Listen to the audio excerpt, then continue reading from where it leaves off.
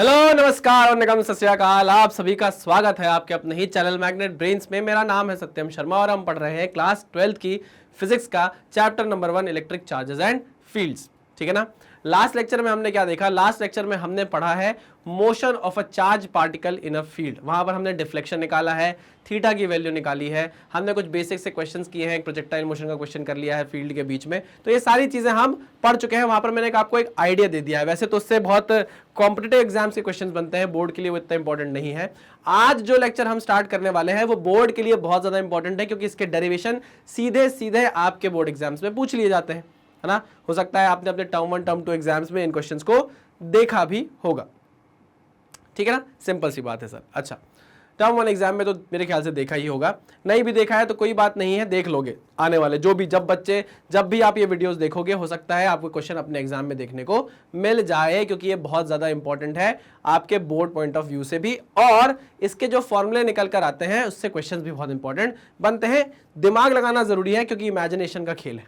ठीक है ना। कुछ ऐसी चीजें आपको देखने को नहीं मिलेंगी जो मैं आपको बता दूं कि यार ये देखो, जैसे मैकेनिक्स में चीजें दिख जाती थी ना क्लास 11th में, है ना, कि भैया ये बॉल है, ये बॉक्स है, इस पे इतना फोर्स लग रहा है, ये सारी चीजें हमको होते हुए दिखती थी, हम इमेजिन कर सकते थे। बट यहाँ पर हमें चीजें नहीं दिख रही, क्योंकि हम बहुत छोटे लेवल पर चले गए हैं। तो इमेजिनेशन बहुत ज्यादा स्ट्रांग करनी पड़ेगी। अगर आपकी इमेजिनेशन स्ट्रांग नहीं है तो बनाओ, और अगर नहीं बनाना चाहते तो फिर मेरी इमेजिनेशन पर बिलीव करो। मैं आपको जो बताना चाह रहा हूं उस पर ध्यान लगाओ और उसको समझो। ठीक है, आज के लेक्चर में हम क्या स्टार्ट करने वाले हैं? हम पढ़ने वाले हैं इलेक्ट्रिक डायपोल को। क्या पढ़ने वाले हैं? इलेक्ट्रिक डायपोल को। अगर यहां पर इलेक्ट्रिक लिखा हुआ है तो ऑब्वियस सी बात है कि यहां चार्जेस इन्वॉल्व होंगे, और डायपोल लिखा है मतलब यहां पर दो अलग अलग पोल होने वाले हैं, दो अलग अलग दूरी पर चीजें रखी जाएंगी। सिंपल सी बात है। हाँ, तो ये लेमैन्स टर्म में आपको मैंने समझा दिया है कि इलेक्ट्रिक डायपोल का मतलब है चार्जेस जो होंगे वो दूरी पर रखे जाएंगे।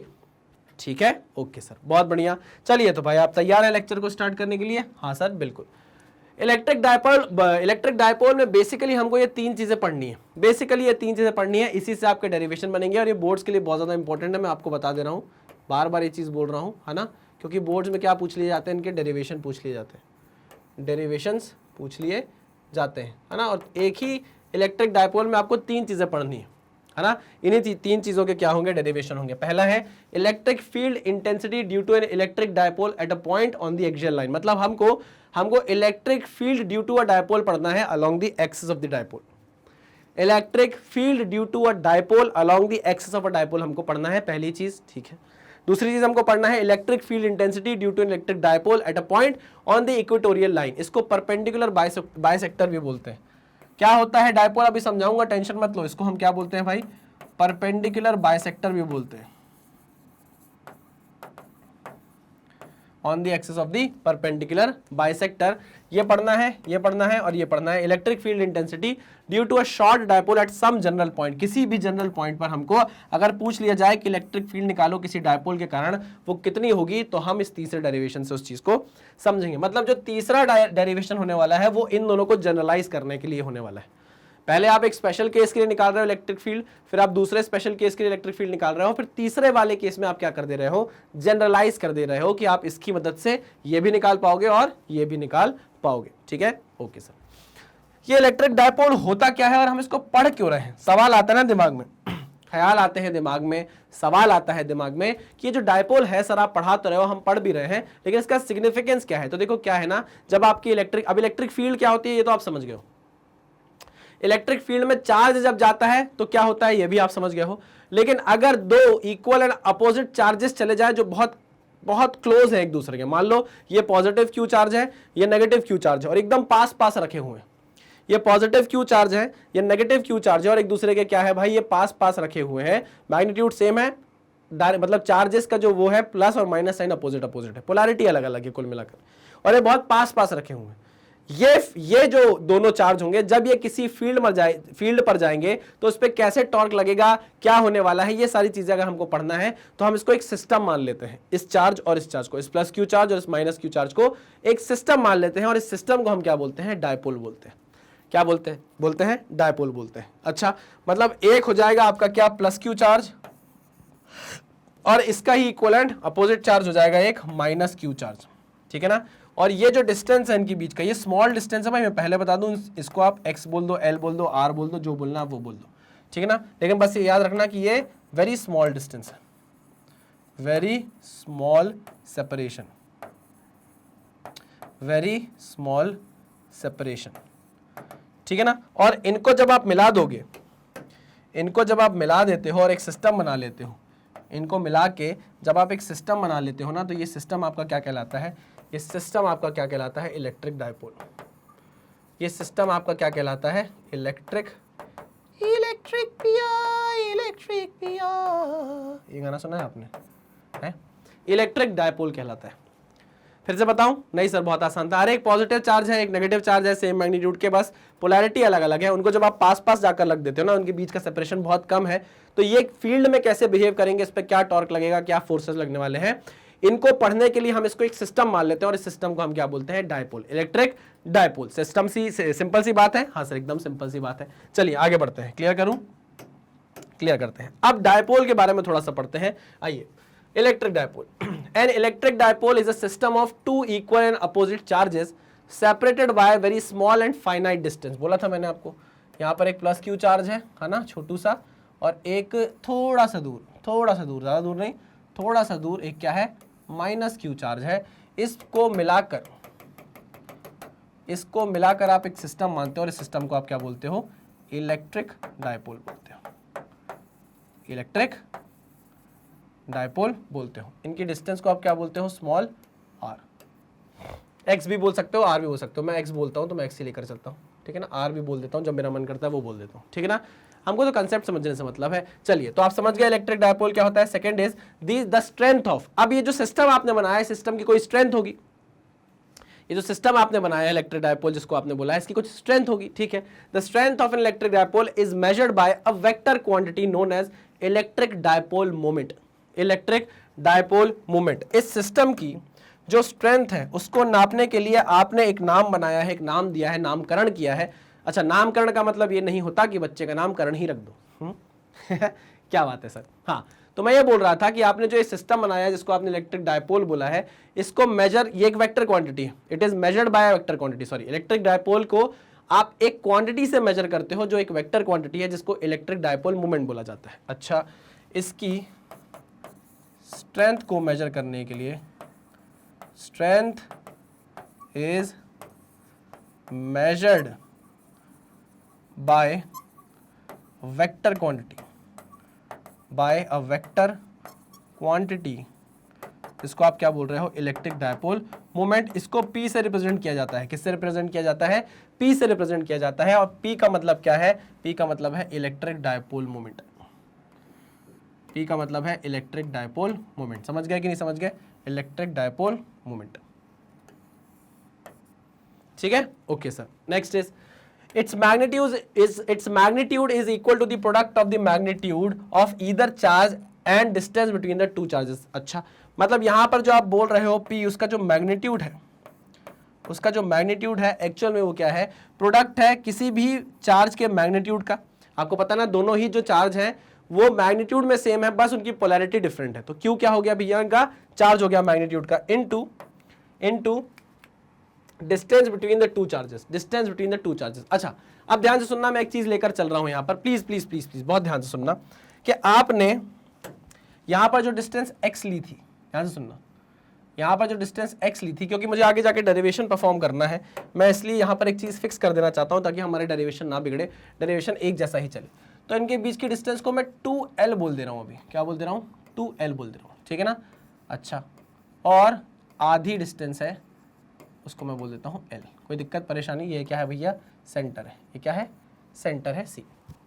कोई दिक्कत परेशानी नहीं सर, कोई परेशानी नहीं है, लेकिन ये याद रखना कि ये 2L डिस्टेंस क्या है, बहुत कम है। ये 2L डिस्टेंस क्या है, बहुत कम है, छोटी है। 2L डिस्टेंस जो है बहुत छोटी है। क्या लिखूं इसको, बहुत छोटी है, बहुत छोटी है। ओके, चलिए, तो इनके बीच की जो डिस्टेंस है वो कितनी है, ट्वाइस ऑफ L है। तो क्या मैं इसको ट्वाइस ऑफ L लिख देता हूं, क्योंकि यहीं पर यही चीज तो हमको मैग्नीट्यूड बताएगी हमारे इलेक्ट्रिक डायपोल मोमेंट की, है ना। देखो, it's magnitude is equal to the product of the magnitude of either charge and the distance between the two charges. Distance between the two charges कितना है, 2L है। तो Q इंटू 2L क्या बन गया, इलेक्ट्रिक डायपोल मोमेंट का magnitude बन गया, ठीक है ना। चलिए, वेरी गुड। तो हम यहाँ पर फॉर्मूला लिख देते हैं कि p वेक्टर का मैग्नीट्यूड जो होगा वो कितना होगा, q into twice of l। ठीक है, बढ़िया। Next point, the direction of the dipole, अब क्योंकि वेक्टर क्वांटिटी है डायरेक्शन तो होगी, the direction of the dipole moment is from negative charge to positive charge. बहुत इंपॉर्टेंट, कहां से कहां होगी भैया, जो p की डायरेक्शन होगी वो कहां से कहां होगी, negative direction to positive direction, negative direction to positive direction. ये लो भैया, ये क्या है भैया, p की डायरेक्शन है, this is the direction of p। नहीं दिख रहा क्या, अलग से लिख दूं, ये है डायरेक्शन किसकी, p की। आई बात समझ में, हाँ सर समझ में आ गई। हमेशा जो इलेक्ट्रिक डायपोल मोमेंट की डायरेक्शन होगी वो नेगेटिव चार्ज से पॉजिटिव चार्ज की तरफ जाएगी। बात समझ में आ गई, हाँ सर आ गई, बहुत बढ़िया। आगे बढ़ते हैं। ऐसा यूनिट है कूलॉम मीटर, इसकी जो ऐसा यूनिट है वो क्या है, कूलॉम मीटर, कूलॉम मीटर। कोई दिक्कत परेशानी नहीं, बढ़िया। तो ये सारी चीजें थी जो इलेक्ट्रिक डायपोल के लिए को जानने के लिए इंपॉर्टेंट थी। सबसे इंपॉर्टेंट है जो इलेक्ट्रिक डायपोल होता है उसमें जो चार्जेस होते हैं वो इक्वल होते हैं, मतलब मैग्नीट्यूड में इक्वल होते हैं, पोलैरिटी डिफरेंट होती है और बहुत स्मॉल डिस्टेंस, छोटी सी डिस्टेंस से सेपरेटेड होते हैं। ठीक है ना, पक्की बात है। उनकी जो स्ट्रेंथ होती है उसको नापने के लिए, उस डायपोल की, इलेक्ट्रिक डायपोल की स्ट्रेंथ को नापने के लिए हमने एक वेक्टर क्वांटिटी बनाई है जिसको इलेक्ट्रिक डायपोल मोमेंट बोला गया है, जो कि एक वेक्टर क्वांटिटी है जिसको कैसे रिप्रेजेंट किया जाता है, p से रिप्रेजेंट किया जाता है, जिसका मैग्नीट्यूड आप कैसे निकाल सकते हो, magnitude of the either charges into distance between them, तो q इंटू 2l उसका मैग्नीट्यूड हो गया, सिंपल सी बात है। अच्छा, जो डायरेक्शन होगी उस डायपोल मोमेंट की वो नेगेटिव चार्ज से पॉजिटिव चार्ज की तरफ होगी और जो एसआई यूनिट होगा वो कूलॉम मीटर होगा। खत्म बात। इतना अगर आप समझ गए बस हो गया सारा काम। अब आपका बहुत आसान है, डेरिवेशन है और कुछ भी नहीं। क्लियर, पक्का 100%? हाँ सर। चलो आगे बढ़े, इसको नोट डाउन कर लो, स्क्रीनशॉट ले लो अगर आपको लेना हो तो। चलिए भाई आ जाइए। Next, electric field intensity due to an electric dipole at a point on the axial line. मैंने आपको बताया था कि यहां पर जब आप डायपोल पढ़ लोगे ना तो आपको डायपोल की इलेक्ट्रिक फील्ड के बारे में पढ़ना है और उसके 3 अलग अलग प्रकार पढ़ने हैं आपको। एक तो ये पढ़ना है कि अगर इलेक्ट्रिक फील्ड आपको डायपोल की निकालनी है तो आप along the axis of the dipole निकालोगे। दूसरा जो आप निकालोगे वो उसकी एक्सिस के परपेंडिकुलर बाइसेक्टर पर निकालोगे, मतलब जो डायपोल है उनके बीच का जो डिस्टेंस है उसकी परपेंडिकुलर बाइसेक्टर के अलोंग निकालोगे। ठीक है ना। और तीसरा है आप किसी भी रैंडम पॉइंट पर, जो स्पेस और टाइम में रैंडम पॉइंट होगा उस पर आप इलेक्ट्रिक फील्ड निकालोगे ड्यू टू इलेक्ट्रिक डायपोल। चलो ओके ओके ओके। तो पहला केस हमारे सामने आ गया है, आराम से चलेंगे, जल्दबाजी नहीं करेंगे। पहला केस है electric field intensity due to an electric dipole at a point on the axial line. ठीक है, आ जाइए भाई। एक ये चार्ज, ठीक है ना, और एक ये चार्ज। इतनी दूर बना रहा हूं लेकिन ये इतने दूर होते नहीं है, सिर्फ समझने के लिए मैं आपको बता रहा हूं ऐसा। नहीं तो ये मत बोल देना कि सर आप तो इतनी दूर दूर बनाते थे, आप तो इतनी दूर दूर बनाते थे। तो ये क्या है भाई, 2l का डिस्टेंस लिया था हम इनके बीच में। ठीक है ना, this is the negative q charge and this is the positive q charge. आई बात समझ में? हाँ सर। ये क्या कर रहे हैं भाई, इनकी लाइन ज्वाइनिंग बना रहे हैं हम, है ना, along the axis of the dipole है, मतलब इधर भी हो सकता है और इधर भी हो सकता है। हम कंसिडर कर रहे हैं कौन सा पॉइंट, हम कंसिडर कर रहे हैं ये पॉइंट, कोई सा है पॉइंट ओ, पॉइंट हमने कंसिडर कर लिया। ये पॉइंट ओ कहाँ है, it is at the axial line. इसी एक्सिस पर है कि नहीं है? हाँ सर, इसी एक्सिस पर है। इस पर आपको क्या निकालनी है, फील्ड निकालनी है। ठीक है भाई, ये हमारा डायपोल है।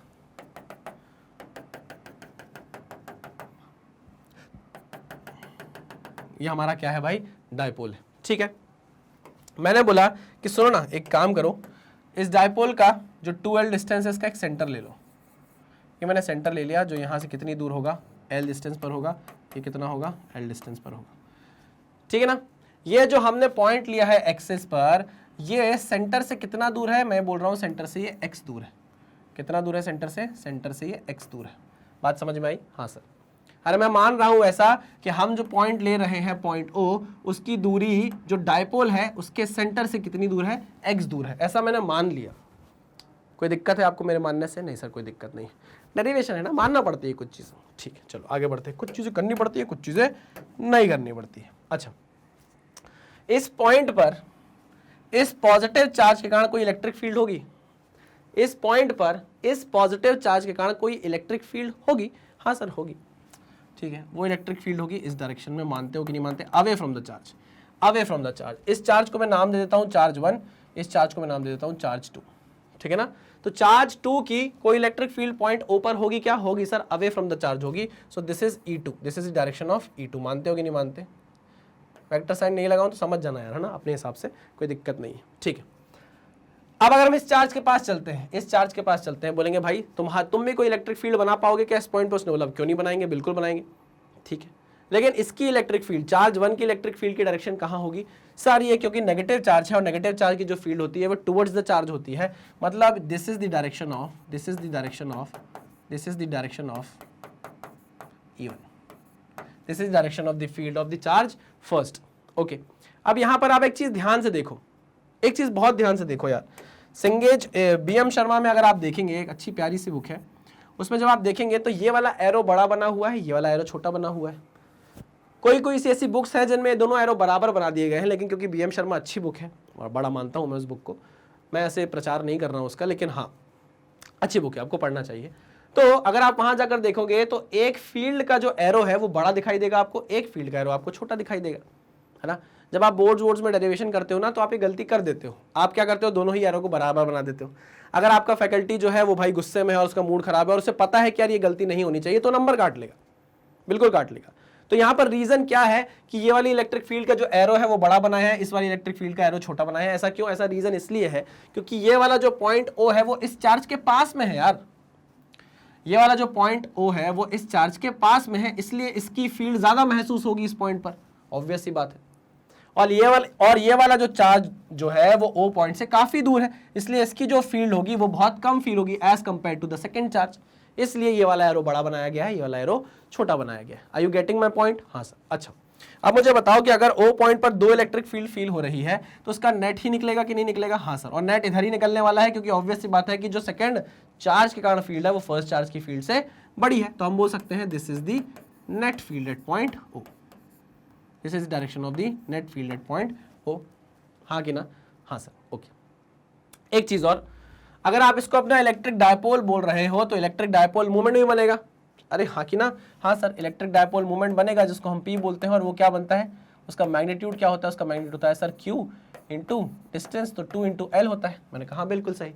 लेकिन अगर ये वेक्टर क्वांटिटी है तो इसकी डायरेक्शन कहाँ होगी? इसकी डायरेक्शन होती है from negative charge to positive charge. मतलब आप ये बोलना चाह रहे हो कि दिस इज द डायरेक्शन, कि this is the direction of electric dipole movement. मैंने कहा बिल्कुल सही, this is the direction of electric dipole movement. बहुत कितनी सारी चीजें देखो मैंने डायग्राम से ही आपको समझा दी है, अभी तो हमने डेरिवेशन स्टार्ट भी नहीं किया है और मैंने कितनी सारी चीजें आपको सिर्फ और सिर्फ डायग्राम में समझा दी है। इसलिए मैं बोलता हूं कि जब मैं आपको पढ़ा रहा हूं तो अपने कान खुले रखो, पानी पियो, दिमाग खुला रखो और लिखा करो जो मैं आपको बताता हूं। बहुत सारे पॉइंट्स ऐसे होते हैं जो आपको खुद के लिए लिखना जरूरी है।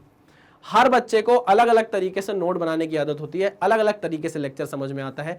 कई बच्चों को लेक्चर देखकर सिर्फ चीजें याद रह जाती है तो वो लिखने की कोशिश नहीं करते, कई बच्चों को याद नहीं रहता है तो वो लिख लेते हैं। जैसे मुझे नहीं रहता था तो मैं हर वो पॉइंट जो लेक्चर में फैकल्टी बोलता था वो सब कुछ नोट डाउन कर लेता था, भले ही हिंदी में करूं, उर्दू में करूं, सिंधी में करूं, किसी भी लैंग्वेज में करूं, इंग्लिश में करूं, किसी में करूं, लेकिन अपने तरीके से कर लेता था कि कल के दिन अगर लेक्चर खत्म हो जाए और मैं उस नोट्स को खोल कर देखूं तो मुझे समझ में आए कि भाई मैंने क्या लिखा था और लेक्चर में क्या पढ़ाया जा रहा है, रिलेट कर पाऊं। ठीक है ना?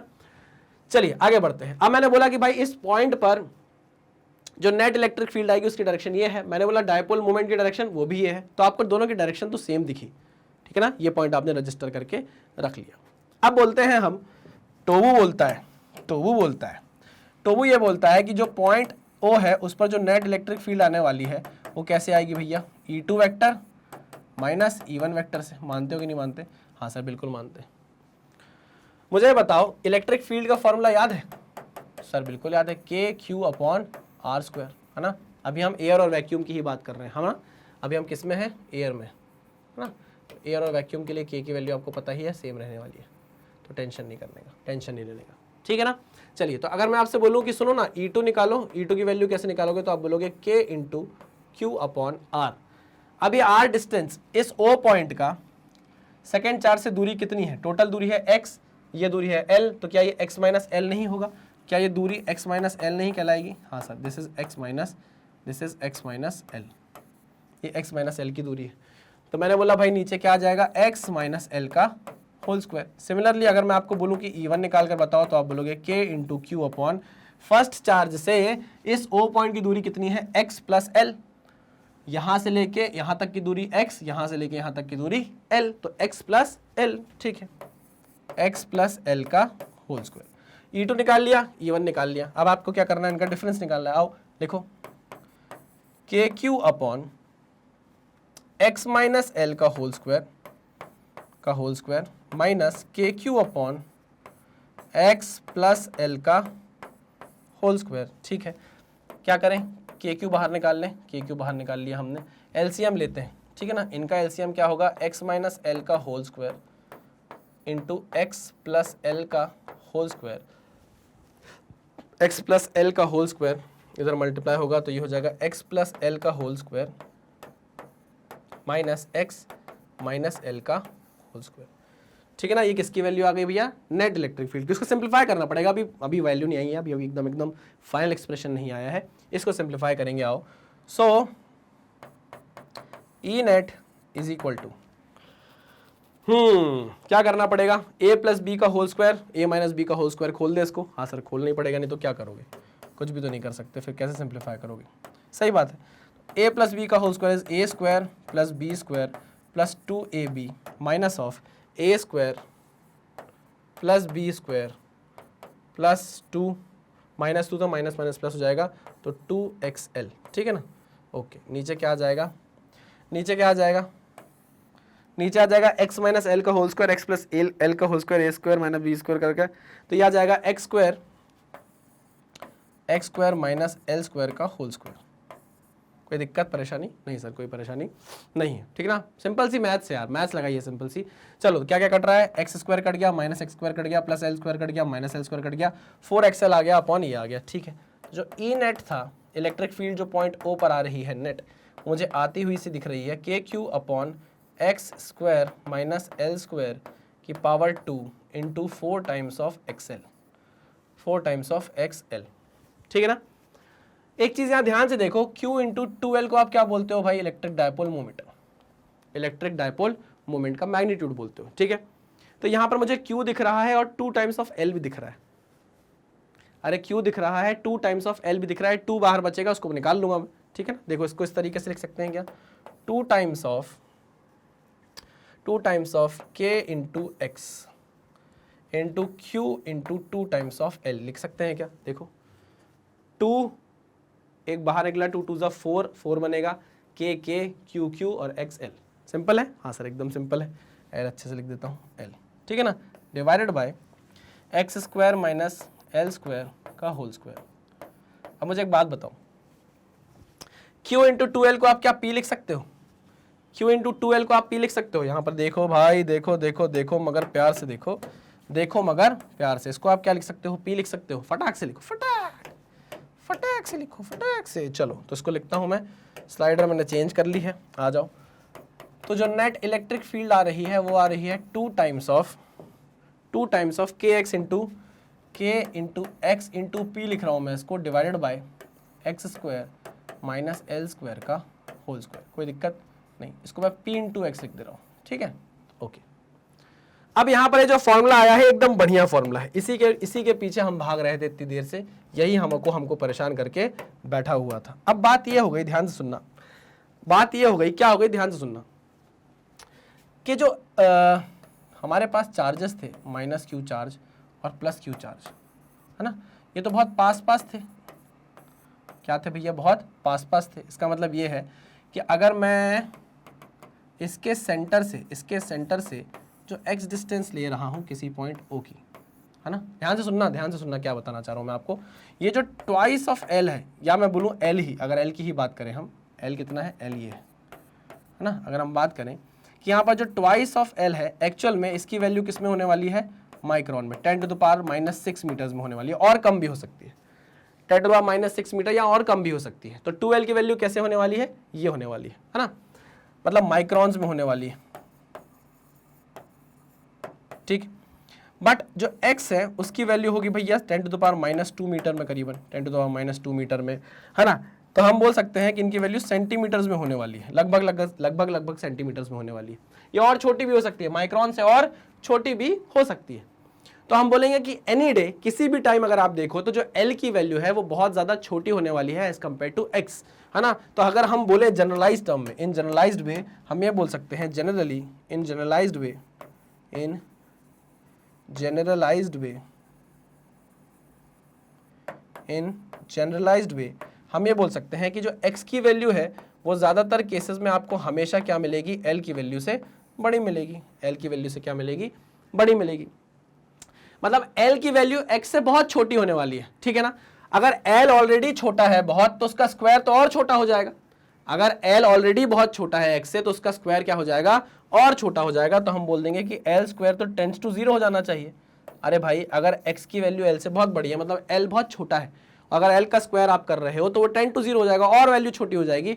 तो आप बोल सकते हो कि इस इक्वेशन को ना थोड़ा सा मॉडिफाई करके लिखा जा सकता है, थोड़ा सा मॉडिफाई करके लिखा जा सकता है, या थोड़ा सा सही तरीके से अजम्पशन के बाद इसको लिखा जा सकता है। और वो क्या है देखो, और वो क्या बनेगी, वो बनेगी ये E net is equal to twice of k p into x divided by, अब देखो एल स्क्वायर तो 0 बोल दिया आपने, तो नीचे क्या बचेगा x की पावर 4, x से 4 कट जाएगा, क्या बचेगा x की पावर 3।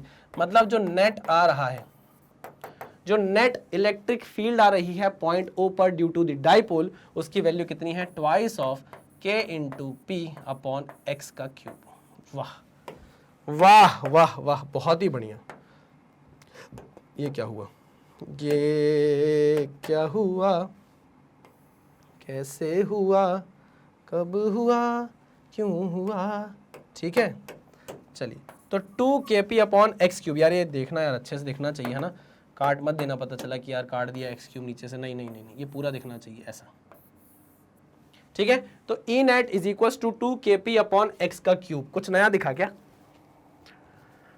कुछ नया दिखा क्या, नहीं तो सर कुछ नया तो नहीं दिखा। अरे याद करो, याद करो, E इज इक्वल टू के क्यू अपॉन आर स्क्वायर हुआ करता था, या के क्यू अपॉन एक्स स्क्वायर हुआ करता था। मतलब पहले जो आपकी इलेक्ट्रिक फील्ड थी वो आर स्क्वायर के इनवर्सली प्रोपोर्शनल थी पहले।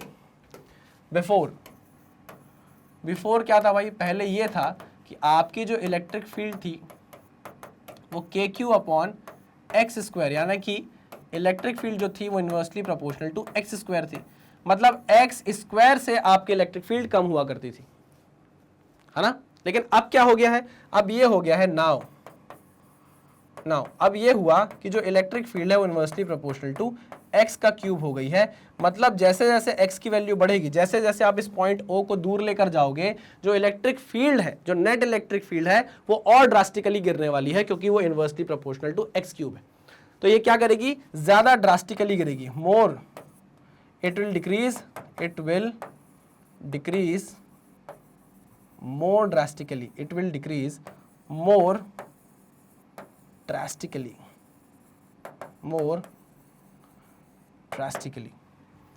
आई बात समझ में, हाँ सर समझ में आ गई, ठीक है। अब एक चीज और पूछी जाती है कि भैया ये जो इलेक्ट्रिक फील्ड आपने नेट निकाली है पॉइंट ओ पर, ये तो क्या है, ये तो एक वेक्टर क्वांटिटी है, तो इसका डायरेक्शन क्या होना चाहिए। तो इसका डायरेक्शन मैं आपको शुरुआत में ही बता चुका था कि जो नेट इलेक्ट्रिक फील्ड का डायरेक्शन है वो और कुछ नहीं, वो डायपोल मोमेंट के डायरेक्शन में ही होने वाला है, ठीक है। हाँ याद आ गया सर, ठीक है। तो अगर हम इसको वेक्टर फॉर्म में लिखना चाहें, यहां पर जगह लेकर थोड़ा सा मैं वेक्टर फॉर्म में ये लिख ही देता हूं इसको। चलिए तो इन वेक्टर फॉर्म, चलिए इन वेक्टर फॉर्म कैसे लिखोगे भैया, E net is equal to twice of k into p vector upon x का क्यूब, है ना। मैं ये बोलूँगा E net and p vector will have same direction,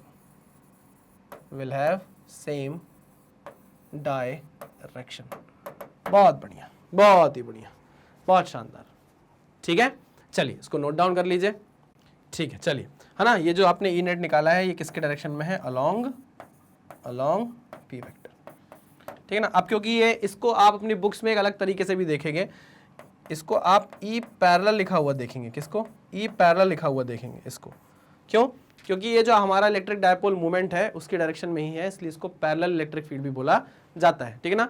क्यों बोला जाता है? क्योंकि आगे एक परपेंडिकुलर भी आप पढ़ोगे, जब मैं आपको परपेंडिकुलर पढ़ाऊंगा तो आप कमेंट में करोगे सर पैरेलल तो बताया नहीं, तो इसी को आप क्या बोलते हो? पैरेलल इलेक्ट्रिक फील्ड भी बोलते हो ड्यू टू दी डायपोल, ठीक है। चलो भाई क्लियर करूं? Clear clear clear clear. चलिए आगे बढ़ते हैं। ओह क्वेश्चन आ गए। A system of two charges Q A and Q B located at points A, अच्छा, and this respectively, what are the total charge and electric dipole moment of the system? अच्छा, electric dipole moment of the system भी पूछा है। अरे क्या हो गया बेटा? बेटा पेन क्या हो गया बेटा तुमको? बेटा क्या हो गया तुमको? चलो सबसे पहले कि तो उसने पूछा what are the total charge, total charge. अच्छा हमको पता है कि जब डायपोल बन रहा है तो एक पॉजिटिव चार्ज है, देखिए एक पॉजिटिव चार्ज और एक नेगेटिव चार्ज है, नेगेटिव चार्ज पॉजिटिव चार्ज, ठीक है ना।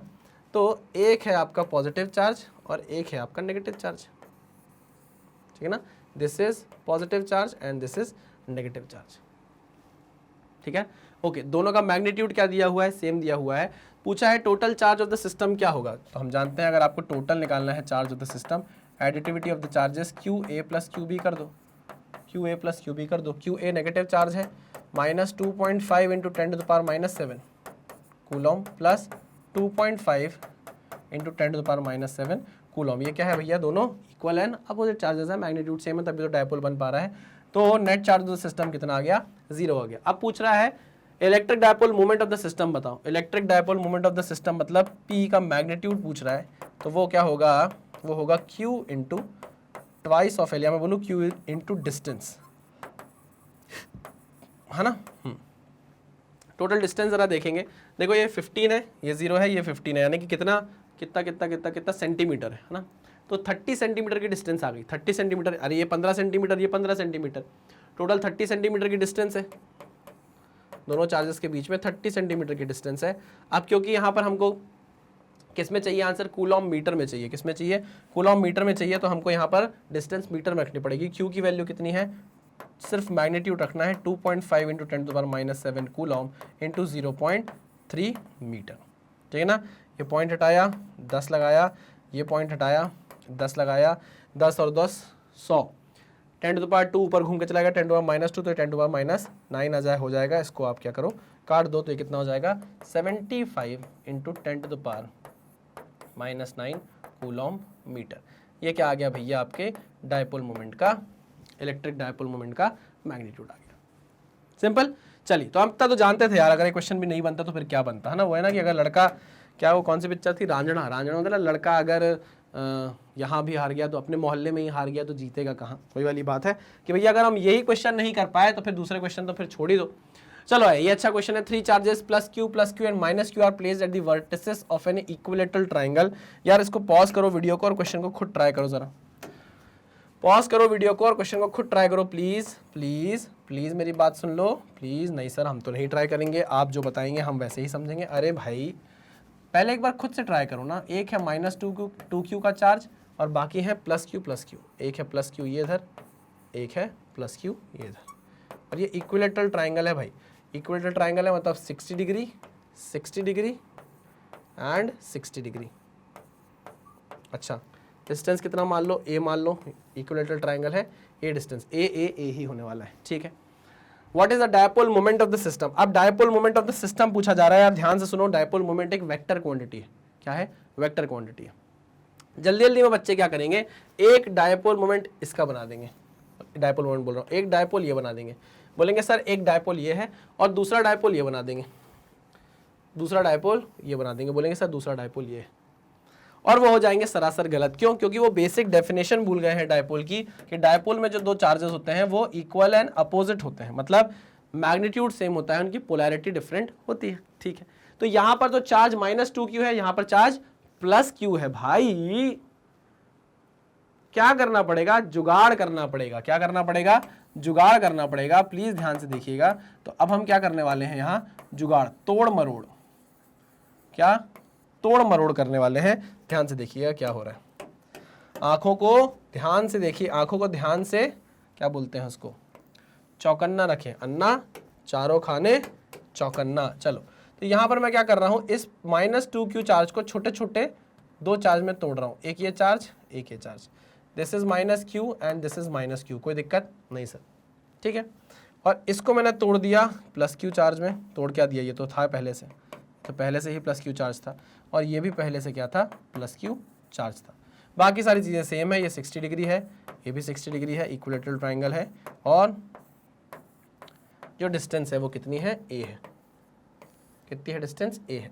अब आप देखिए, अब आपको समझ में आ गई होगी चीज़ कि अब ये माइनस क्यू और ये प्लस क्यू एक डायपोल बना सकते हैं, ये माइनस क्यू और ये प्लस क्यू क्या बना सकते हैं, एक डायपोल बना सकते हैं। बात समझ में आई कि नहीं आई? हाँ सर समझ में आ गई, ठीक है ना। अलग अलग कर लेता हूँ, चलो। तो अब यहाँ पर मैं एक डायपोल बनाने जा रहा हूँ, थोड़ा सा टाइम ले रहा हूँ, पहला क्वेश्चन है इसलिए थोड़ा टाइम ले रहा हूँ। ये आपका पहला डायपोल बनेगा, ये पहला डायपोल है आपका, ठीक, और ये आपका दूसरा डायपोल है, ग्रीन कलर से बना देता हूँ, ये आपका दूसरा डायपोल है, ठीक है ना। एक डायपोल ये है, एक डायपोल ये है, बहुत बढ़िया। और एक डायपोल ये भी बनेगा क्या, एक डायपोल ये भी बनेगा क्या, ये क्यों बनेगा सर, ये तो प्लस क्यू है, ये प्लस क्यू है, डायपोल थोड़ी ना बनेगा, ये एक डायपोल बनेगा, ये एक डायपोल बनेगा, ठीक है सर, ओके, आ गई बात समझ में। पूछ क्या रहा है, what is the dipole moment of the system, system का डायपोल मोमेंट पूछ रहा है, ठीक है। अब यहाँ देखिए माइनस क्यू है, ये प्लस क्यू है, तो जो डायपोल मोमेंट होगा उसकी डायरेक्शन ये होने वाली है, इसको मैं बोल देता हूँ P1, ठीक है ना। और ये वाले की होने वाली है इस डायरेक्शन में, इसको मैं बोल देता हूँ P2, ठीक है ना। तो जो नेट डायपोल मोमेंट आएगा, जो नेट डायपोल मोमेंट आने वाला है वो क्या आने वाला है, P1 vector plus P2 vector. मानते हो कि नहीं मानते? हाँ सर मानते हैं, चलो वेरी गुड। जो P1 वेक्टर है उसका मैग्नीट्यूड क्या होगा भाई, उसका मैग्नीट्यूड होगा Q इंटू जो डिस्टेंस है A। डिस्टेंस कुछ दी गई है क्या? नहीं, कुछ नहीं दी गई है। दी है क्या? नहीं दी गई। Q into A। अच्छा, P2 क्या होगा? P2 भी होगा सर Q इंटू A। सही लिखा क्या मैंने? अरे सही लिखा क्या? Q into A, Q into A। हाँ सर बिल्कुल सही लिखा है, लेकिन इसकी डायरेक्शन ये है, इसकी डायरेक्शन ये होने वाली है। अरे समझ रहे हो कि नहीं? एक जो P1 वेक्टर है वो इधर जा रहा है, ठीक है ना। एक जो P1 वेक्टर है वो इधर जा रहा है, P2 वेक्टर है वो इधर जा रहा है, ठीक है ना। दोनों का मैग्नीट्यूड सेम है Q into A, but direction अलग अलग है। तो यहाँ पर हमको क्या निकालना पड़ेगा, एक रिजल्टेंट निकालना पड़ेगा P नेट। समझ गए कि नहीं समझ गए? क्योंकि दोनों का मैग्नीट्यूड सेम है, इनके बीच का एंगल कितना है, 60 डिग्री है। इनके बीच का एंगल कितना है, 60 डिग्री है। और क्योंकि दोनों का मैग्नीट्यूड सेम है, जो P नेट निकलेगा, जो रिजल्टेंट निकलेगा वो ठीक बीच से निकलेगा, तो दिस इज 30 डिग्री। मानते हो कि नहीं मानते? हाँ सर मानते हैं। चलो तो रिजल्टेंट निकाल लो भाई, रिजल्टेंट निकाल लो बिना टाइम वेस्ट किया। तो लो लो लो लो लो लो, अरे सर तो बस बहाना है, पापा को कुल्फी जो खाना है। तो चलो चलो चलो, खूब सारे फ्लेवर, खूब यम यम, मैंगो, पिस्ता, बादाम, लो लो लो लो लो लो लो लो। चलो, ये ऐड याद आया क्या? आप लोग के टाइम में ऐड चलता नहीं होगा ना, अब आपको याद ही नहीं होगा ऐसा कोई ऐड, हमको याद है क्योंकि।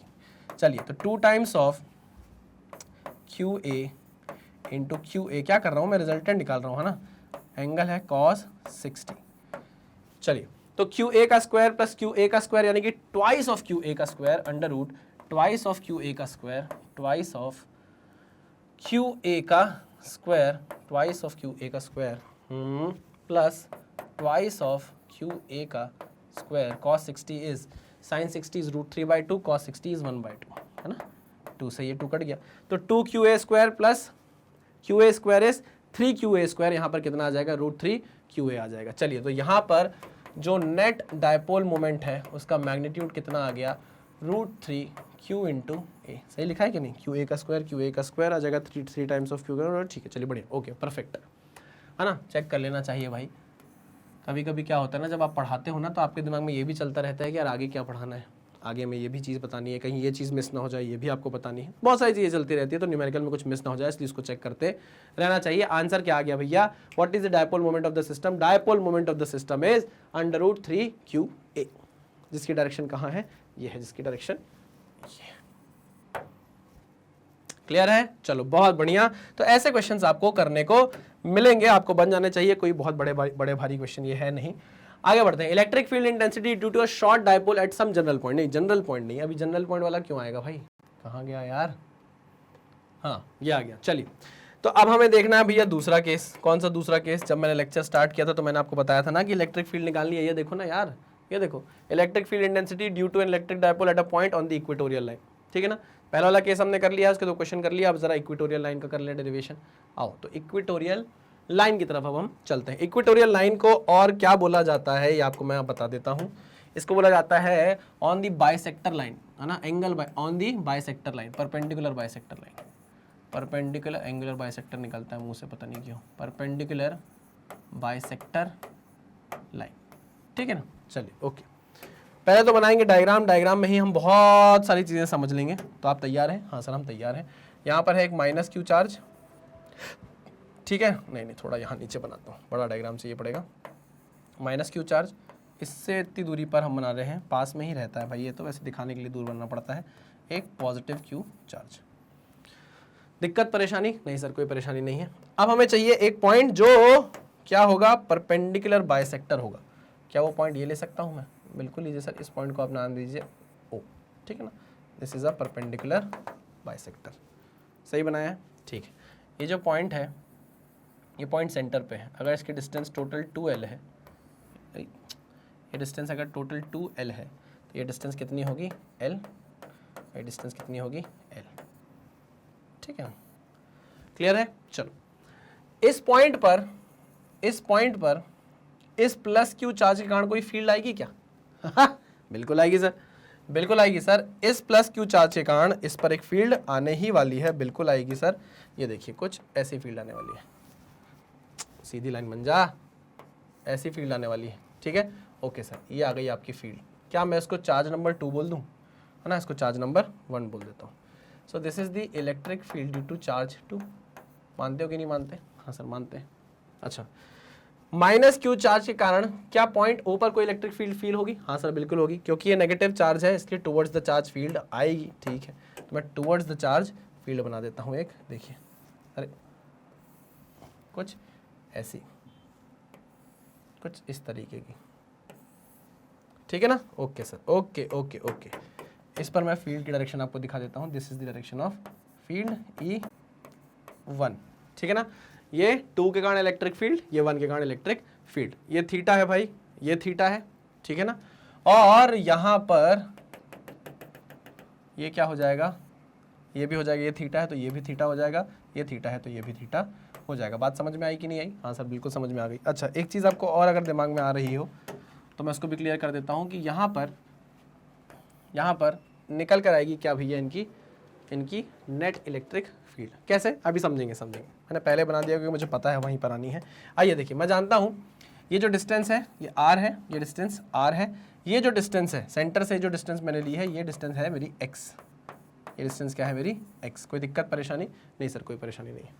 अच्छा चलो, अगर मैं आपसे बोलूँ कि इलेक्ट्रिक फील्ड बता दो 2 कितनी होगी भैया इस प्लस क्यू चार्ज के कारण इस पॉइंट O पर, तो आप बोलोगे सर बहुत आसान है, K into Q upon R का स्क्वायर। मानते हो कि नहीं मानते? आर का स्क्वायर, हाँ कि ना? हाँ सर। E1 कितनी होगी? E1 कितनी होगी सर? E1 भी इतनी ही होने वाली है, K into Q upon R का स्क्वायर, ठीक है ना। ओके सर, तो इसका मतलब ये है, हम बोल सकते हैं कि जो इलेक्ट्रिक फील्ड 2 है उसका जो मैग्नीट्यूड है और इलेक्ट्रिक फील्ड जो 1 है उसका जो मैग्नीट्यूड है बराबर है। क्या मैं इसको E बोल सकता हूँ? हाँ सर आप इसको बिल्कुल E बोल सकते हैं। तो E1 is nothing but equal to A and E2 is nothing but equal to E, ठीक है ना। ये बात समझ में आ गई कि नहीं आ गई? हाँ सर एकदम समझ में आ गई है। अच्छा, एक चीज और, r square is equals to, क्या हम r स्क्वायर को ये बोल सकते हैं x square plus l square, x square plus l square बोल सकते हैं? अरे सर कोई बात है क्या आपके लिए? x square plus l square बोल सकते हैं। मतलब r की जो वैल्यू है वो x square plus l square की पावर 1/2 के बराबर हो जाएगी। बिल्कुल हो जाएगी, x square plus l square की पावर 1/2 के बराबर हो जाएगी। इस चीज़ को आप याद रखिएगा।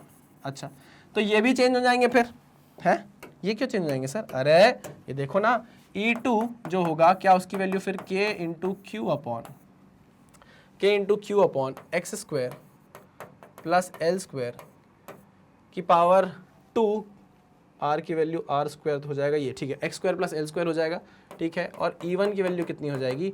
K into Q upon x square plus l square, हाँ कि ना?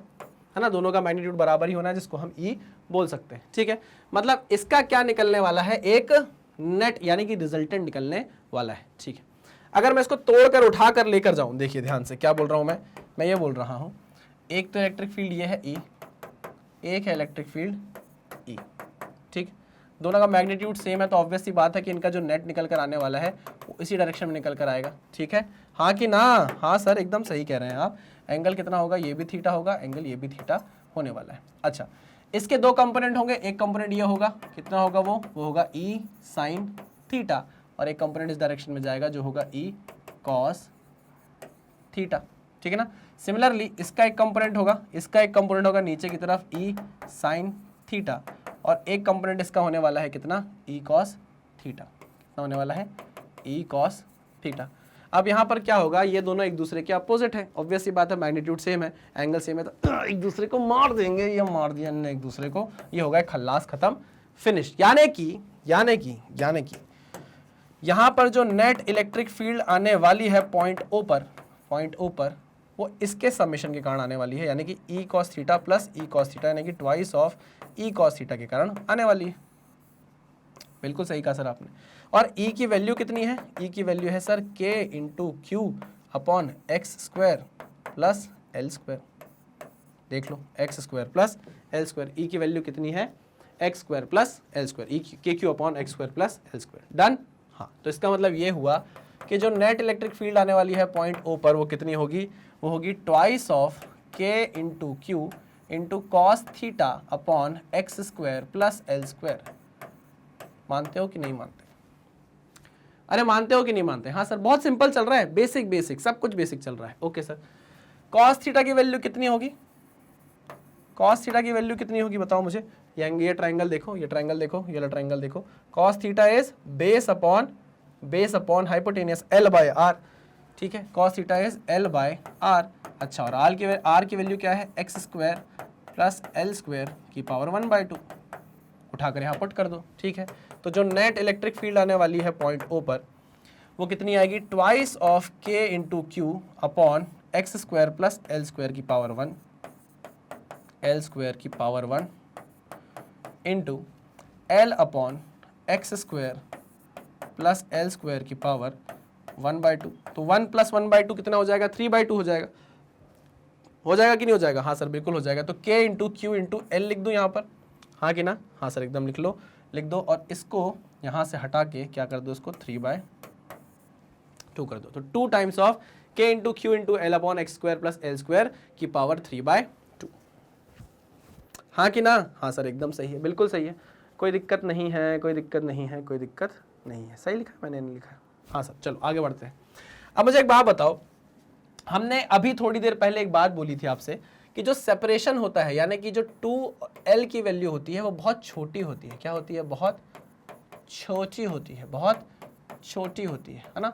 X की वैल्यू, जैसे अगर मैं आपको बताऊं तो ये जो 2L की वैल्यू है ये माइक्रॉन्स में होंगी, जैसे आपको बोल देगा 2 माइक्रॉन, है ना। और यहाँ पर जो x की वैल्यू रहती है, और x कहाँ है? सेंटर से आपने लिया हो, x की वैल्यू जो रहती है वो सेंटीमीटर्स में रहती है, बोल देगा भाई 5 सेंटीमीटर। तो हम ऐसे बोल सकते हैं कि जो x है वो एक्चुअल में क्या होता है? काफ़ी बड़ा होता है एज कम्पेयर टू L।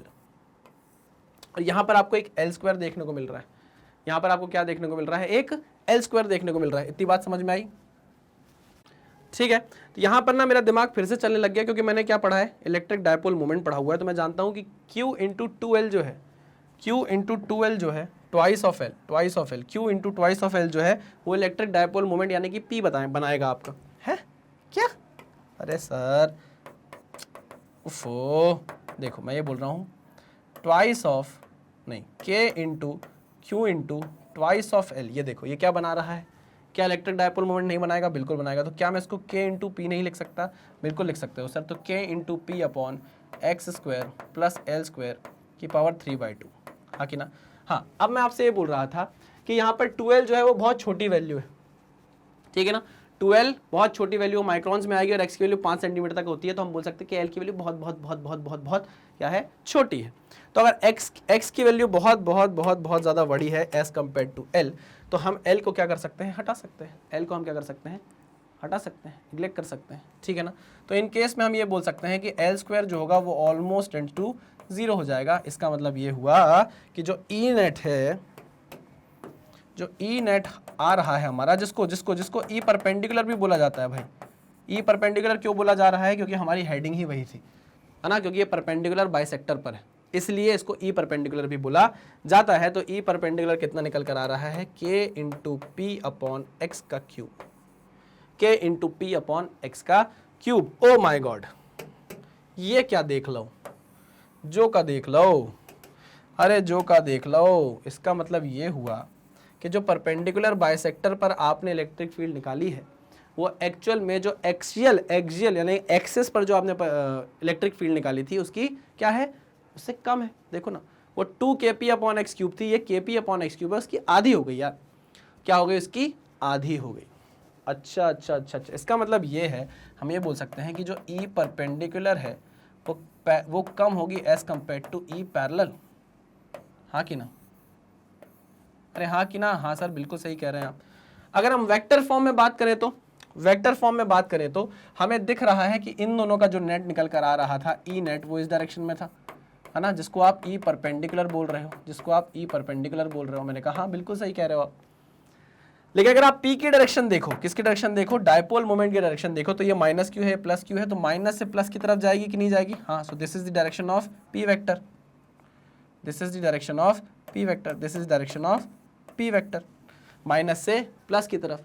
तो आप देख सकते हो कि जो हमारा इलेक्ट्रिक डायपोल मोमेंट है उसकी जो डायरेक्शन है वो ये है, बट जो नेट इलेक्ट्रिक फील्ड निकल कर आई है परपेंडिकुलर बाइसेक्टर पर, उसकी डायरेक्शन ये है।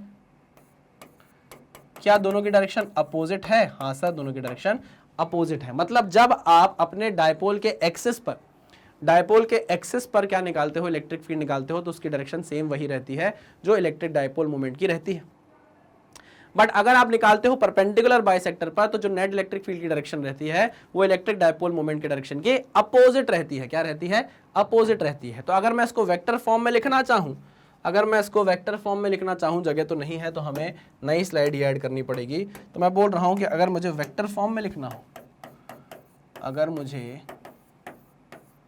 वेक्टर फॉर्म में लिखना हो, किसमें, वेक्टर फॉर्म में लिखना हो, तो मैं लिख सकता हूं कि E net is equals to E perpendicular जो आपने निकाली है वो क्या होगी, वो होगी minus of k into p vector upon x का cube.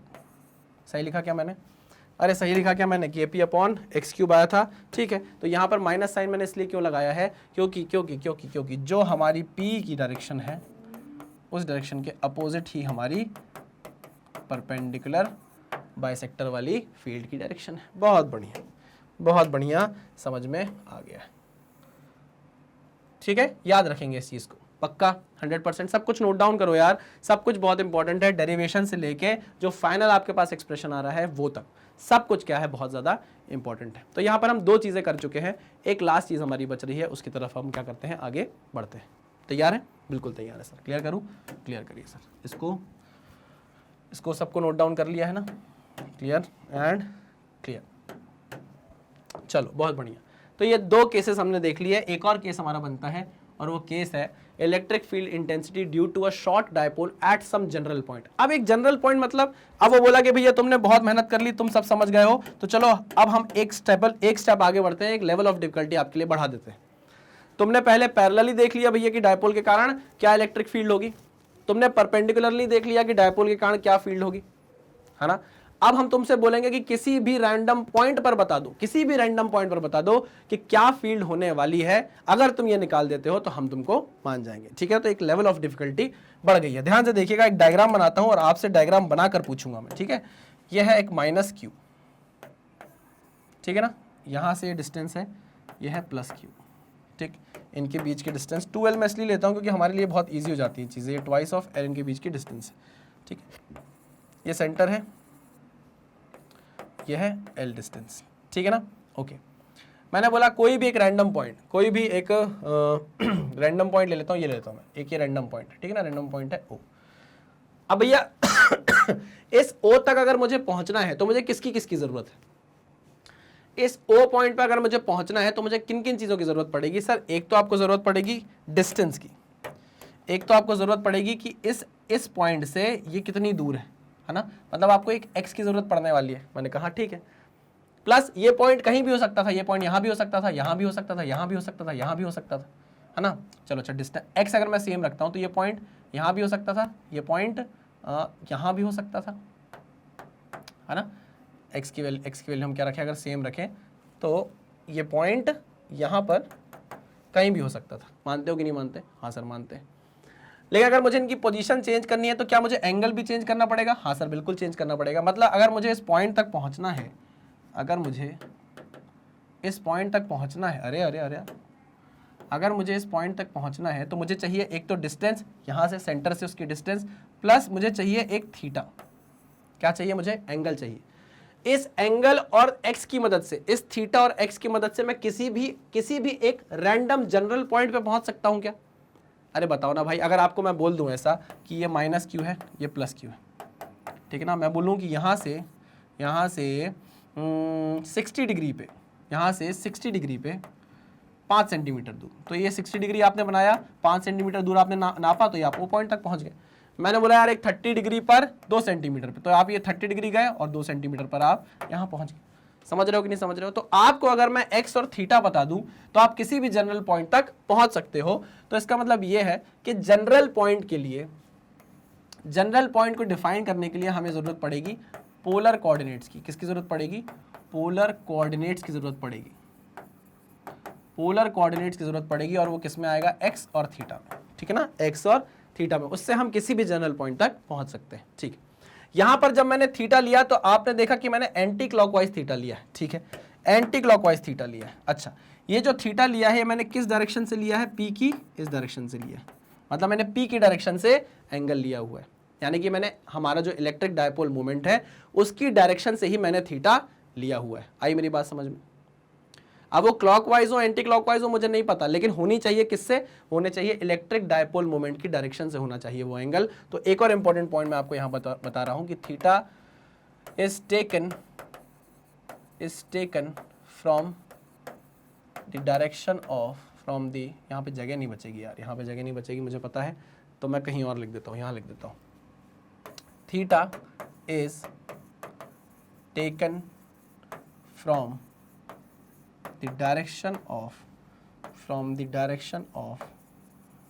dipole moment, direction of dipole moment।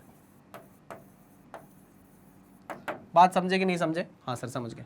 मतलब अगर P की डायरेक्शन ये है, अगर डायपोल मोमेंट की डायरेक्शन ये है, तो हमने यहां से थीटा ले लिया है। अगर कुछ उल्टा होता तो मान लो ऐसा होता, देखो ये होता प्लस क्यू आपका इधर, और ये होता माइनस क्यू आपका इधर, ठीक है ना, और ये पॉइंट होता आपका O, ठीक है ना, ये है आपका सेंटर L डिस्टेंस पर। ध्यान से सुनना, मैं आपको पूरा सिखाकर जा रहा हूँ, ठीक है ना, ये है आपकी X डिस्टेंस, है ना। लेकिन अब आप देखोगे अगर आपने थीटा ये ले लिया, अगर आपने ये थीटा ले लिया तो ये गलत हो जाएगा। क्योंकि यहाँ पर इलेक्ट्रिक डायपोल मोमेंट की डायरेक्शन कहाँ है? माइनस से पॉजिटिव की तरफ, मतलब ये है आपके P की डायरेक्शन। आई मेरी बात समझ में? तो एंगल आपको यहाँ से लेना है, ये थीटा आपका सही है, ये थीटा गलत है, क्योंकि हम जो डेरिवेशन करने वाले हैं वो इस अजम्पशन के साथ करने वाले हैं। अरे हम जो डेरिवेशन करने वाले हैं वो इस अजम्पशन के साथ करने वाले हैं। पक्की बात है? हाँ सर पक्की बात है। अरे ये समझ गया कि नहीं समझ गया? अगर आप ये थीटा ले लोगे तो गलत हो जाएगा, क्योंकि ये डायपोल मोमेंट के अपोजिट डायरेक्शन में जाकर थीटा लिया है आपने। आई बात समझ में? हाँ, आपको हमेशा थीटा कैसे लेना है? डायपोल मोमेंट की डायरेक्शन से थीटा लेना है। पक्की बात? हाँ सर पक्की बात। चलिए इसको हटा दूं, प्लीज इसको नोट डाउन करो यार, नोट डाउन करो। ये मैं अगर आपको खाली बता देता और ये नहीं समझाता तो आपको कभी भी समझ में नहीं आता मैं क्या बताना चाह रहा हूँ। लेकिन जैसे मैंने लिखवा के आपको ये एग्जाम्पल दिया तो अब आपके दिमाग में घुसनी चाहिए चीजें। चलो आगे बढ़ते हैं, क्लियर करता हूं मैं इसको। चलिए भैया, हाँ, तो आप पोलर कोऑर्डिनेट्स की मदद से पहुंच सकते हो किसी भी जनरल पॉइंट तक। आपको जो एंगल लेना है वो आपको P की डायरेक्शन से एंगल लेना है, ठीक है। अब मुझे आप ये बताइए कि ये जो पॉइंट है वो इस P के डायरेक्शन में भी नहीं आ रहा और इस P के परपेंडिकुलर भी नहीं है। हमने दो केसेस तो पढ़ लिए ना कि या तो E पैरेलल आएगा, इलेक्ट्रिक फील्ड जो आएगी वो तो पैरेलल होती है किसके? P वेक्टर के, या फिर E परपेंडिकुलर होता है किसके? या तो फिर क्या होता है भैया, हमारा जो E परपेंडिकुलर होता है वो किसके होता है? हमारे डायपोल के परपेंडिकुलर होता है, ठीक है ना, जिसकी डायरेक्शन क्या होती है भैया?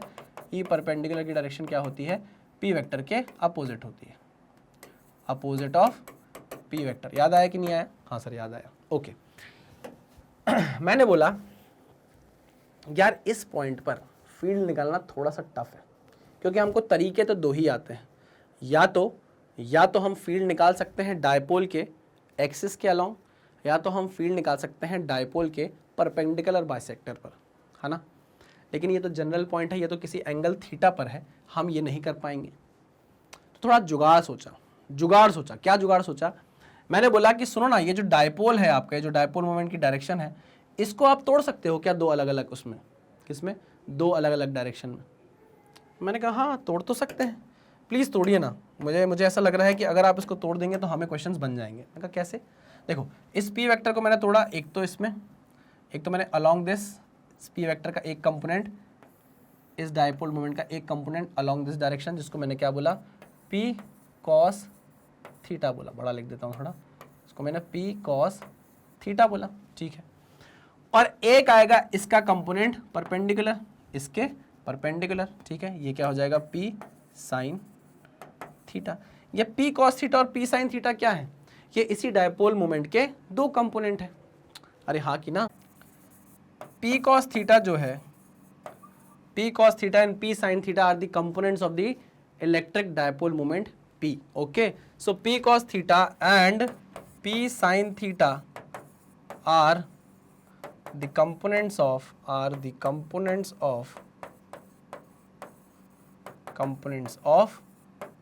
P vector. आई बात समझ में? हाँ सर। मेरा दिमाग ना थोड़ा सा यहाँ चलने लग गया। क्या चलने लग गया कि सर ये जो डायपोल मोमेंट है, एक फील्ड इसके कारण भी तो निकल सकती है, और एक जो ये डायपोल मोमेंट का कंपोनेंट है, एक फील्ड इसके कारण भी तो निकल सकती है क्या सर? अरे मैंने बोला कि ये जो O पॉइंट है, ध्यान से देखना, ये जो O पॉइंट है ये इस P cos थीटा की डायरेक्शन में ही तो पड़ रहा है ना। आई बात समझ में? मतलब यहाँ पर एक इलेक्ट्रिक फील्ड निकाली जा सकती है इस P cos थीटा के कारण, है ना, और वो जो इलेक्ट्रिक फील्ड निकलेगी इस P cos थीटा के कारण वो एक्चुअल में एक्सियल वाली निकलेगी। यार हम तो सिर्फ दो तरीके से जानते हैं ना इलेक्ट्रिक फील्ड निकालना, हमारे पास सिर्फ दो ही तरीके हैं इलेक्ट्रिक फील्ड निकालने के, या तो हम किसी पर्टिकुलर डायपोल की एक्सिस पे ही निकाल लें इलेक्ट्रिक फील्ड, या तो हम किसी पर्टिकुलर डायपोल के क्या कर लें, परपेंडिकुलर बाइसेक्टर पर क्या निकाल लें इलेक्ट्रिक फील्ड। जब हम इलेक्ट्रिक डायपोल के एक्सिस के अलोंग निकालते हैं इलेक्ट्रिक फील्ड, तो जो डायपोल मोमेंट की डायरेक्शन होती है वही इलेक्ट्रिक फील्ड की डायरेक्शन होती है, और जब हम परपेंडिकुलर बाइसेक्टर पर निकालते हैं इलेक्ट्रिक फील्ड तो इलेक्ट्रिक फील्ड की डायरेक्शन डायपोल मोमेंट की डायरेक्शन के अपोजिट होती है। हाँ कि ना? हाँ सर। अरे हाँ कि ना? हाँ सर, ठीक है। तो मैंने देखा कि यार ये पॉइंट O मैं ऐसे लिख देता हूं, मैंने बोला कि इस P के इस कंपोनेंट के कारण, यानी कि P के P cos थीटा वाले कंपोनेंट के कारण हम एक्सियली इसी एक्सिस पर क्या निकाल सकते हैं, इलेक्ट्रिक फील्ड निकाल सकते हैं, ठीक है। तो उसकी डायरेक्शन यही होने वाली है P cos थीटा के डायरेक्शन में। हाँ कि ना? अरे भैया P cos थीटा के डायरेक्शन में ही तो यहाँ पर इलेक्ट्रिक फील्ड की डायरेक्शन होगी जब हम एक्सियली निकालते हैं, इलेक्ट्रिक फील्ड। अरे यार कंफ्यूज मत हो, डायपोल है, डायपोल के कारण जब हम उसके एक्सिस पर इलेक्ट्रिक फील्ड निकालते हैं तो इलेक्ट्रिक फील्ड की जो डायरेक्शन होती है वो डायपोल मोमेंट की डायरेक्शन पर ही होती है, उसी के पैरेलल होती है। अच्छा हाँ, तो हम इसको ई पैरेलल बोल सकते हैं। हाँ कि ना? हाँ सर, ओके। अच्छा, इसी ई पैरेलल पर अगर मैं एक परपेंडिकुलर बना दूं तो क्या वो परपेंडिकुलर बाइसेक्टर वाली इलेक्ट्रिक फील्ड बन जाएगी कि नहीं बन जाएगी? हाँ सर, बिल्कुल बन जाएगी। और क्या वो इस P साइन थीटा जो एक डायपोल मोमेंट का कंपोनेंट ही है उसके अपोजिट भी तो होगी? अरे यार याद करो, जब हम परपेंडिकुलर बाइसेक्टर पर इलेक्ट्रिक फील्ड निकाल रहे थे, याद करो, एक इलेक्ट्रिक फील्ड ऐसी थी, एक इलेक्ट्रिक फील्ड ऐसी थी, और इसका नेट आया था ये, याद है? हाँ कि ना? ये थी इलेक्ट्रिक फील्ड की डायरेक्शन इस डायरेक्शन में, और जो हमारा डायपोल था -q से +q, डायपोल मोमेंट की डायरेक्शन ये थी, है ना। यहाँ भी तो कुछ ऐसा ही हो रहा है कि P साइन थीटा के अपोजिट, P साइन थीटा के जस्ट अपोजिट अगर मैं इलेक्ट्रिक फील्ड बना दूं तो वो एक परपेंडिकुलर बाइसेक्टर वाली इलेक्ट्रिक फील्ड ही तो बनेगी। हाँ सर, समझ में आया। मतलब ये जो इलेक्ट्रिक फील्ड आप बोल रहे हो इसके जस्ट अपोजिट ये वाली, है ना, ये वाली, ये क्या है, ई परपेंडिकुलर हो गई। देखो ना, P साइन थीटा के अपोजिट, एंड ये देखो आप डायपोल मोमेंट के अपोजिट। हाँ कि ना? हाँ सर। अगर आप इस डायपोल मोमेंट के एक्सिस पे निकालते तो ये आपकी ई पैरेलल होती, है ना। ई पैरेलल पर ये देखिए परपेंडिकुलर है, ई पैरेलल पर ये देखिए। हाँ कि ना? अरे हाँ कि ना? हाँ सर, चलिए वेरी गुड, ये बात आपको समझ में आ गई है, ठीक है ना। चलो, तो हमने क्या किया, अपने डायपोल को दो कंपोनेंट में तोड़ लिया, क्योंकि हमको दो ही तरीके से आता है इलेक्ट्रिक फील्ड निकालना, या तो हम एक्सिस पर निकाल सकते हैं या तो हम परपेंडिकुलर बाइसेक्टर पर निकाल सकते हैं। एक्सिस पर हम इस कंपोनेंट के कारण निकालेंगे और परपेंडिकुलर बाइसेक्टर वाली जो इलेक्ट्रिक फील्ड होगी वो हम इस कंपोनेंट के कारण निकालेंगे, बस खत्म बात। आई बात समझ में? ठीक है, तो मैं यहां पर लिख देता हूं नोट। नोट क्या है, ई पैरेलल जो आप निकालोगे, ई पैरेलल जो आप निकालोगे वो पी कॉस थीटा कंपोनेंट के कारण निकाल पाओगे, और जो ई परपेंडिकुलर आप निकालोगे, ई परपेंडिकुलर आप निकाल पाओगे पी साइन थीटा वाले कंपोनेंट से। ठीक है, पक्का? चलिए, और वो कितनी होने वाली है आओ से निकालते हैं। तो E parallel is equal to, क्या फॉर्मूला था ई पैरेलल का? फॉर्मूला क्या था, याद करो सर। ई पैरेलल का फॉर्मूला था 2kp अपॉन एक्स क्यूब। था कि नहीं था? हाँ सर बिल्कुल था। अरे था कि नहीं था? बिल्कुल था। अच्छा यहां पर इस पॉइंट की दूरी इससे कितनी है? x है, ये बात याद रखना। कितनी है? x है, ठीक है ना। और यहां पर p नहीं है, p का कंपोनेंट है p cos थीटा। ठीक है, तो हम यहां क्या बोल सकते हैं इसको, p cos थीटा। मानते हो कि नहीं मानते? हाँ सर बिल्कुल मानते हैं। चलिए, सिमिलरली अगर मैं ई परपेंडिकुलर निकालना चाहूं तो ई परपेंडिकुलर आप किस कंपोनेंट से निकालेंगे? पी साइन थीटा से। अच्छा, ई परपेंडिकुलर का फॉर्मूला अभी आपने डिराइव किया था, के पी अपॉन एक्स क्यूब होता है, लेकिन यहाँ पी नहीं, पी के कंपोनेंट से आप निकाल रहे हो अपनी फील्ड, तो ये हो गया क्या? P sine theta. पक्की बात? हाँ सर पक्की बात। बहुत बढ़िया बहुत बढ़िया बहुत बढ़िया। अब आप जानते हो कि यहाँ पर ओ पॉइंट पर जो नेट फील्ड आने वाली है, ओ पॉइंट पर जो नेट फील्ड आएगी, ओ पॉइंट पर जो नेट फील्ड आने वाली है वो किसके कारण आएगी भाई? इन दोनों के रिजल्टेंट के कारण आएगी। मान लीजिए एंगल कितना है? फाई है। एंगल कितना है? फाई है, ठीक है ना। तो आप क्या मुझे ई नेट का मैग्नीट्यूड निकाल कर बता सकते हो? बहुत आसानी से सर, बहुत आसानी से। देखो कैसे निकालेंगे, आ जाओ। तो अगर मुझसे कोई बोले कि ई नेट का आप मैग्नीट्यूड निकाल कर बताओ, तो अंडर रूट उठाया हमने, है ना। दोनों क्या है? एक दूसरे के परपेंडिकुलर है। cos 90 0 होने वाला है, हमें पता है। तो यहाँ पर वैल्यू पुट करूंगा मैं 2kp cos theta, 2kp cos theta upon x cube का square plus kp sine theta upon x cube का स्क्वायर। ठीक है, ओके सर। आइए भाई इसको खोलते हैं हम। तो ये क्या हो जाएगा? ये हो जाएगा kp cos थीटा, ये हो जाएगा 2 2 4 k square p square cos square theta की पावर x की पावर 3 का स्क्वायर, है ना। प्लस ये क्या हो जाएगा? k square p square sine square theta divide by x की पावर 3 की पावर 2। सही कहा कि नहीं कहा? इसको डालो किसके अंदर? रूट के अंदर। अच्छा देखो क्या क्या कॉमन निकल सकता है? k square p square, k square p square, और ये बाहर निकल सकता है। निकाल लूँ? हाँ सर बिल्कुल निकाल लो। तो ये kp अपॉन एक्स क्यूब बाहर निकल गया। ब्रैकेट में क्या बचा? ब्रैकेट में बचा kp एक्स क्यूब बाहर निकल गया। क्या बचा? 4 times of cos square theta plus sine square theta. ठीक है ना। अब क्या करें भाई? फंस गए। 4 cos square theta plus sine square theta. अब क्या करें? फंस गए, फंस गए। अरे नहीं फंसे, इसको तोड़ना मरोड़ना पड़ेगा। क्या करना पड़ेगा? तोड़ना मरोड़ना पड़ेगा। kp अपॉन एक्स क्यूब, यहाँ पर रूट के अंदर मैंने इसको कैसे लिखा? 3 cos square theta plus cos square theta plus sine square theta. ठीक है ना। तो cos square theta plus sine square theta क्या बनेगा? 1 बन जाएगा। इसको मैंने जोड़कर क्या बोल दिया? 1 बोल दिया। ये लो भाई, काम खत्म। ठीक है, तो हम इसको इस तरीके से भी लिख सकते हैं 1 plus 3 times of cos square theta. ठीक है, तो यहां पर आपने अपनी नेट इलेक्ट्रिक फील्ड जो आने वाली है कहां पर? जनरल पॉइंट पर, किसी भी जनरल पॉइंट पर, उसका मैग्नीट्यूड निकाल लिया है। तो उसको आप करिए सोन पापड़ी के डब्बे में बंद। ये कर दिया मैंने बंद। जिसको याद करना है वो ये फॉर्मूला याद कर सकता है, बिल्कुल कर सकता है। कोई गलत बात है क्या इस फॉर्मूले को याद करना? नहीं। अगर आप डिराइव करना सीख गए हो, आपको इसके पीछे का प्रोसीजर पता है, तो आप ये फॉर्मूला याद कर सकते हो, कोई भी दिक्कत वाली बात नहीं है। So this is the field, this is the field, this is the field due to a dipole, due to a dipole at a random point, at a general point, at a general point, है ना। अब हम यहाँ पर क्या लगाते हैं? Check लगाते हैं। क्या लगाते हैं? चेक लगाते हैं। चेक क्यों लगा रहे हैं? जनरल पॉइंट तो कहीं भी हो सकता है ना। अरे जनरल पॉइंट तो एक्सिस पर भी हो सकता है, एक्सियली भी अलाय कर सकता है। हाँ, एक्जेली का फॉर्मूला हमें पता है, तो हम चेक करके देख सकते हैं कि अगर हमारा जनरल पॉइंट एक्सिस पर लाई कर गया डायपोल के, तो क्या रिजल्ट, ये रिजल्ट सही देता है या नहीं देता। चलो तो हम चेक करते हैं। if point is at axis of dipole, axis of dipole, तो मुझे बताओ थीटा की वैल्यू कितनी होगी।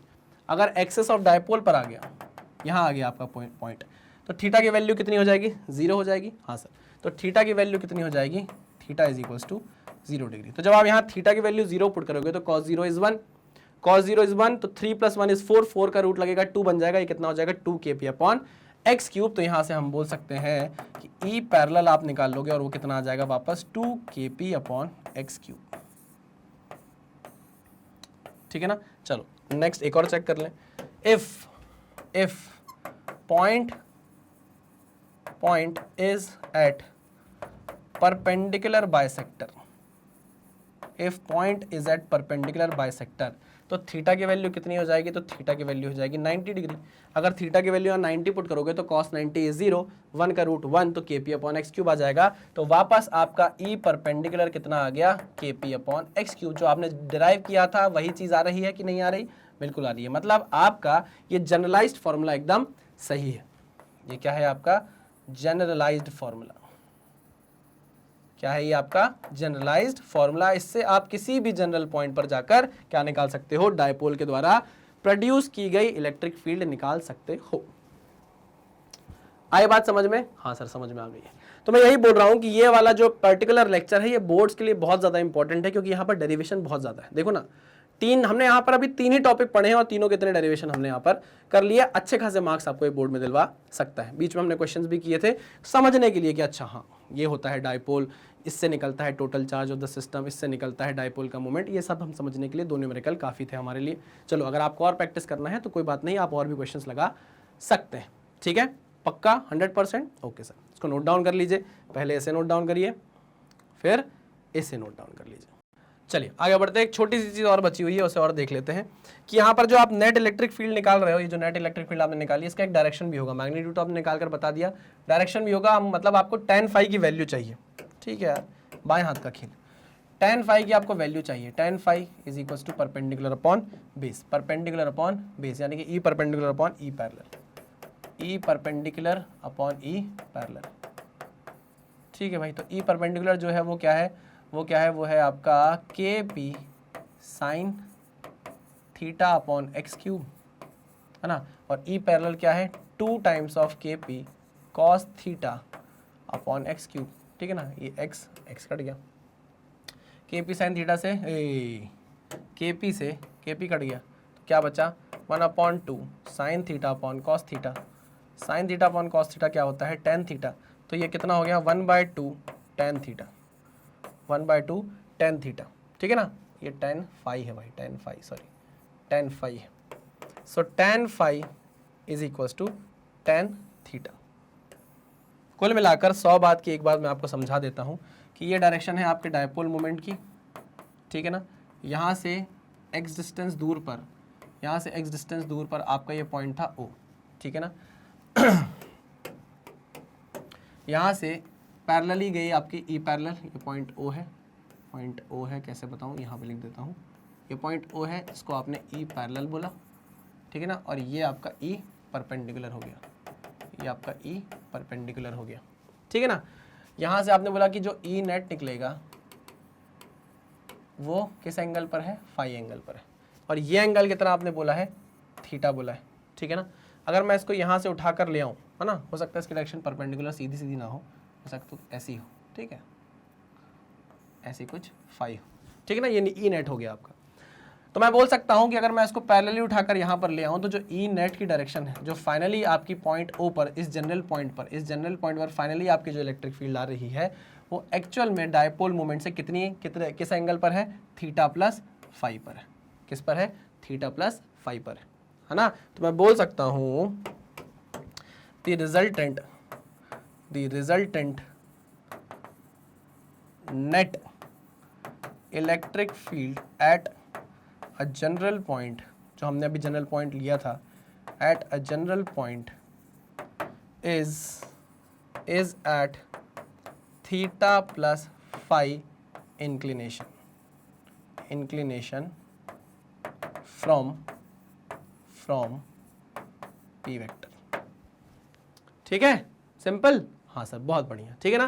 तो डायरेक्शन भी आप निकाल सकते हो, tan phi is equal to half of tan theta. चलिए बहुत बढ़िया, एक और हमने कंसेप्ट यहाँ पर समझ लिया है। ठीक है, चलिए भाई आगे बढ़ते हैं और करते हैं इस लेक्चर को खत्म।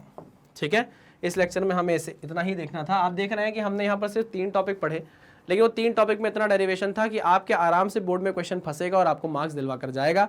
हमने क्वेश्चन भी कर लिए, 2 क्वेश्चन हमने किए थे जिससे हम समझ पाए कि एक्चुअल में डायपोल क्या होता है, डायपोल का जो मोमेंट होता है वो कैसे कैलकुलेट किया जाता है, कैसे अगर आप डायपोल नहीं बना पा रहे हो तो तोड़ सकते हो एक बड़े चार्ज को छोटे छोटे चार्ज में और उससे डायपोल बना सकते हो। ठीक है ना। चलिए भाई, तो मैग्नेट ब्रेन्स की अपनी खुद की एक वेबसाइट है magnetbrains.com नाम से। गूगल पर जाकर अगर आप सर्च करोगे magnetbrains.com तो ये वेबसाइट आपके सामने आएगी, जो कि बहुत ज़्यादा प्रॉपरली अरेंज्ड और ऑर्गेनाइज हमने करके रखी हुई है। आप यूट्यूब पर जाएंगे तो हो सकता है कि आपको कुछ लेक्चर नहीं समझ में आएगी, इसके बाद कौन सा लेक्चर होगा। वैसे तो हमने वहाँ भी कोई कसर नहीं छोड़ी है, लेकिन फिर भी मैं यहाँ पर आपको सजेस्ट करना चाहूँगा कि एक बार अगर आप वेबसाइट पर जाकर पढ़ेंगे तो वेबसाइट पर जाके पढ़ने से आपको उसकी आदत लग जाएगी। आप हमेशा बहुत ही अच्छे तरीके से जाएंगे, शांत दिमाग से अपने लेक्चर्स देख सकते हैं, क्योंकि आपको वहाँ कुछ ढूंढने की ज़रूरत नहीं है, हमने सब आपको अरेंज करके दिया है। हमारी वेबसाइट पर क्लास 1 से लेकर क्लास 12 तक का सारा कंटेंट, चाहे हिंदी मीडियम का हो, स्पोकन इंग्लिश का हो, एनटीएससी हो, ओलंपियाड हो, यूपी बोर्ड है, सारा कंटेंट आपको यहाँ पर फ्री ऑफ कॉस्ट अवेलेबल करा दिया है। मान लीजिए क्लास 12 के आप स्टूडेंट हैं तो आप क्लास 12 पे क्या करेंगे, क्लिक करेंगे तो क्लास 12 के जितने भी सब्जेक्ट हैं सारे लेक्चर आपको यहाँ पर देखने को मिलेंगे। अब आपका मन करेगा कि चलो फिजिक्स पढ़ते हैं, तो आपने फिजिक्स जैसे ही क्लिक किया तो फिजिक्स पर जितने भी लेक्चर हैं, है ना, अच्छा जितने भी चैप्टर हैं उस चैप्टर में जितने भी लेक्चर हैं हमने सब कुछ अरेंज आपके लिए करके रख दिया। आपको सिर्फ खोलना है, एक के बाद एक के बाद एक के बाद एक के बाद एक सारे लेक्चर्स आपको मिलते जाएंगे। आपको मेहनत करने की जरूरत नहीं है कि इसके बाद वाला लेक्चर कौन सा होगा। ठीक है ना, चलिए वेरी गुड।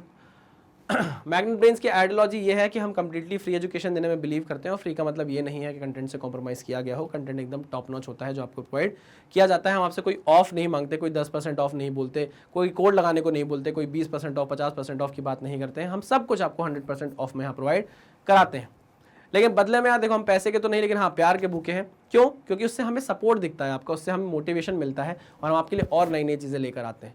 वो सपोर्ट, वो प्यार आप हमें कैसे दिखा सकते हैं? हमारे वीडियोस को लाइक करके, चैनल को सब्सक्राइब करके, और जितना ज़्यादा हो सके ना वीडियोस को शेयर करके अपने व्हाट्सएप ग्रुप में, अपने दोस्तों के व्हाट्सएप ग्रुप में, अपने फैकल्टीज़ को बता के, स्कूल के फैकल्टीज़ को, देखिए एक ऐसा चैनल एग्जिस्ट करता है जो कम्प्लीटली फ्री एजुकेशन प्रोवाइड कर रहा है। ठीक है ना। तो चलिए भाई, इसी मैसेज के साथ हम करते हैं इस लेक्चर को खत्म। मिलते हैं नेक्स्ट लेक्चर में, तब तक सावधान रहें, सतर्क रहें, पढ़ते रहें। Thank you very much.